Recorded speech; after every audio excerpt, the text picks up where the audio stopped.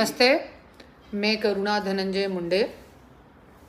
आज मेरे लाइव आने का कारण ये है कि एक तो बहुत दिनों से मैं लाइव नहीं आई थी, और दूसरा जो आज आज़ाद मैदान की परिस्थिति है, वहाँ पे हमारे इतने सारे एसटी कर्मचारी, आरोग्य सेवी, शिक्षक कर्मचारी, ऐसा कोई व्यक्ति नहीं है जो आज आज़ाद मैदान में ना बैठा हो। धरने, आंदोलन। तो आज जो महाराष्ट्र की परिस्थिति है, तो उसको देखते हुए, जैसे अभी थोड़े दिन पहले हमने देखा कि एसटी कर्मचारी लोगों में भी 100 लोगों की आत्महत्या कर ली, पर कोई एक नगर सेवक, कोई एक विधायक वहाँ पे नहीं गया। पर आज संभाजी महाराज, मैं उनकी बहुत रिस्पेक्ट करती हूँ, उनसे मेरा और मराठा आंदोलन से मेरा जो है उससे मेरा कोई वैर नहीं है। पर मैं यहाँ पे ऊंच नीच की बात करती हूँ कि जब संभाजी महाराज बैठे तो उनके लिए सारे मंत्रिमंडल के लोग चले गए, पर आज हमारे एसटी कर्मचारी, आरोग्य सेवी, मतलब जवान जवान बच्चियाँ मेरे घर में रुकी हुई थी, अभी उनके पास रहने तक की जगह नहीं थी, तो आज एसटी कर्मचारी 4 महीने से बैठे हुए हैं। आरोग्य सेवी आज अपना, शिक्षक लोग आज नहीं करके 20 दिन हो गए उनको बैठे हुए, उनकी सैलरी नहीं दी जा रही है। 8 महीने हो गए उनकी सैलरी नहीं दी जा रही है। और कामगार लोग जो हैं, जो हॉस्पिटलों में आरोग्य सेवी लोग हैं, वो लोग भी बैठे हुए हैं, उनकी सैलरी नहीं दी जा रही है। उन लोगों को, किसी को काम पे से हटा दिया गया। तो ये महाराष्ट्र में मैं ये सरकार से ये पूछना चाहती हूँ कि 3 लोगों की सरकार है, 3 पक्षधारियों की सरकार है, उसके बावजूद भी क्या आज इतनी इंसानियत नहीं है इन लोगों में कि गौर गरीब जनता का जरा सा कुछ सोचें। और आज मुझे मालूम पड़ा कि जो है आमदार लोग हैं, जो उनकी सैलरी बढ़ा दी गई है, उनके ड्राइवर लोगों की सैलरी बढ़ा दी गई है, उनके जो पेंशन है उनकी सैलरी बढ़ा दी गई है।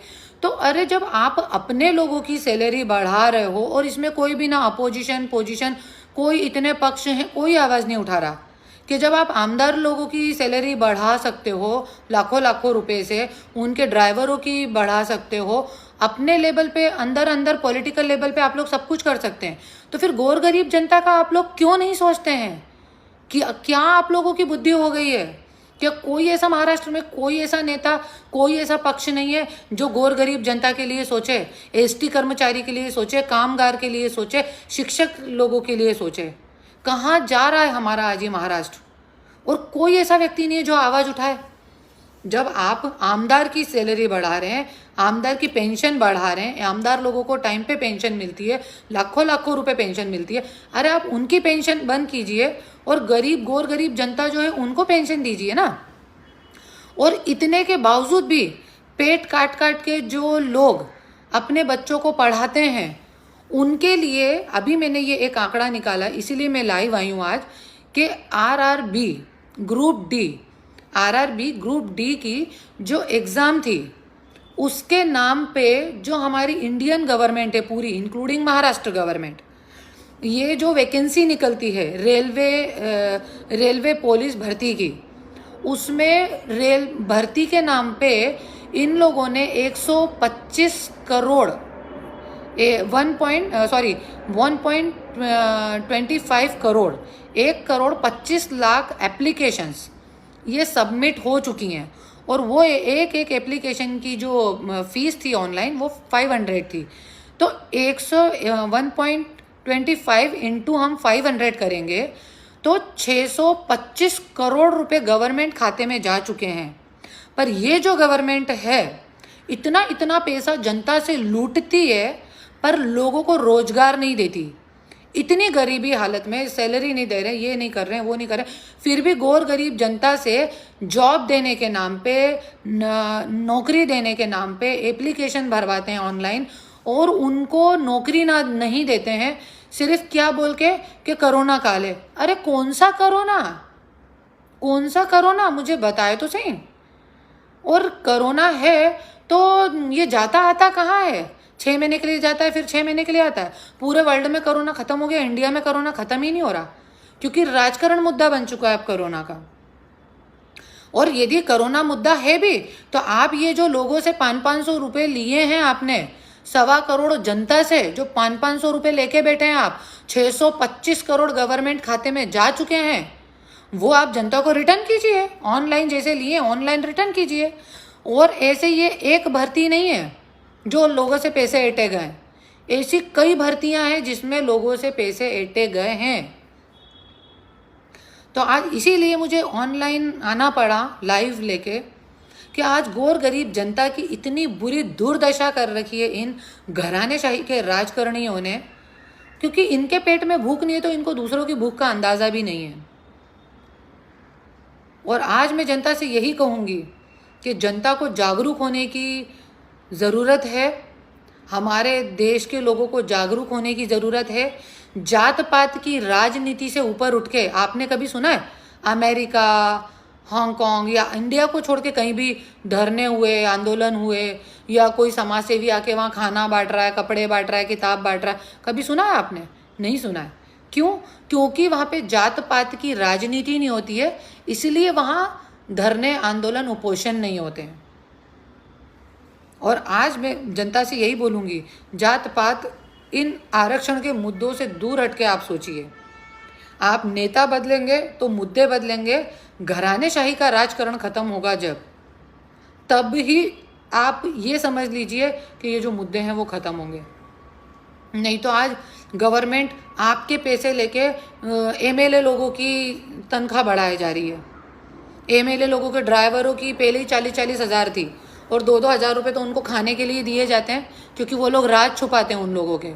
मैंने खुद ने अपने घर में देखा है। नहीं तो खाने के लिए कोई 2,000 रुपये लगते हैं क्या? 40-40, 50-50 हज़ार सैलरी, उसके अलावा 2,000 रुपये अलग से खाने के लिए। मैं खुद मेरे पति को डांटती थी कि क्यों 2,000 रुपये देते हो ड्राइवर को खाने के लिए, इससे अच्छा 2,000 में तो कितने लोग खाना खा सकते हैं।